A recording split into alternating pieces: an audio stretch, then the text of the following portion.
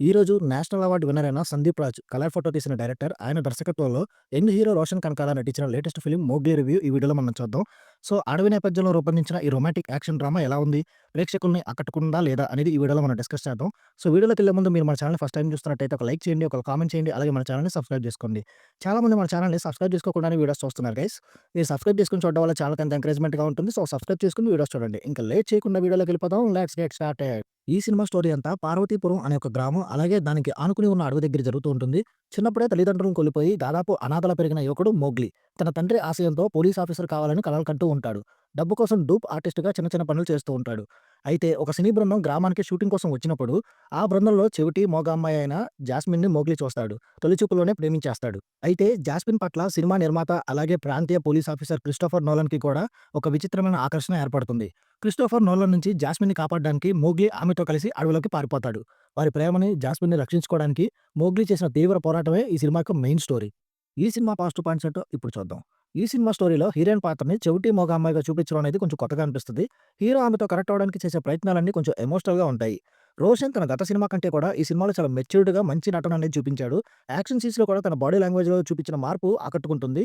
కాలభైరవ అందించిన సంగీతం గాని, ముఖ్యంగా 'సయ్యారా' వంటి పాటలు చాలా హృదయానికి హత్తుకునేలా ఉన్నాయి. ఇక బీజీఎం కూడా సినిమాలో ఉన్న సీన్‌లన్నీ ఎలివేట్ చేసేలాగే ఉంది.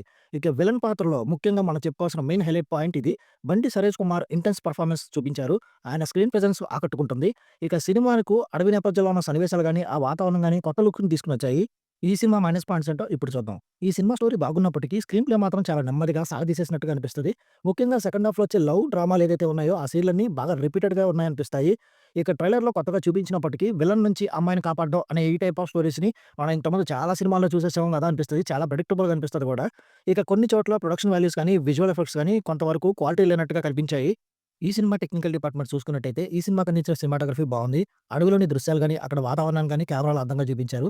ఇక ఈ సినిమాకి సంబంధించిన ఎడిటింగ్ రన్ టైమ్ చాలా ఎక్కువగా ఉంది. ఎడిటింగ్ కొంచెం బెటర్‌గా ఉండుంటే బావుండేదన్న ఫీలింగ్ అయితే వచ్చింది. ఇక డైరెక్టర్ సందీప్ రాజ్ విషయానికొస్తే ఆయన ఒక మంచి స్టోరీ పాయింట్‌ని తీసుకున్నారు గానీ, దాన్ని గ్రిప్పింగ్ స్క్రీన్ ప్లేతో చెప్పలేకపోయారు. ఎమోషనల్ సన్నివేశాలను డీల్ చేయడంలో ఆయనకి మంచి క్వాలిటీ కనిపించినప్పటికీ కూడా రొటీన్ ఫార్మాట్‌లో వెళ్లకుండా ఉండాల్సింది. అక్కడ సినిమా బాగా సాగదీసేసిన ఫీలింగ్ అయితే వచ్చేసింది.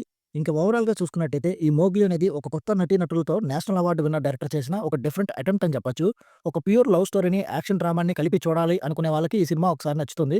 రొటీన్ ఫార్మాట్ సాగదీసినప్పటికీ రోషన్ నటన గాని, కాలభైరవ మ్యూజిక్ గాని, అట్లాగే యూనిక్ కాన్సెప్ట్ కోసం ఈ సినిమాని మీరు ఒకసారి ట్రై చేయొచ్చు.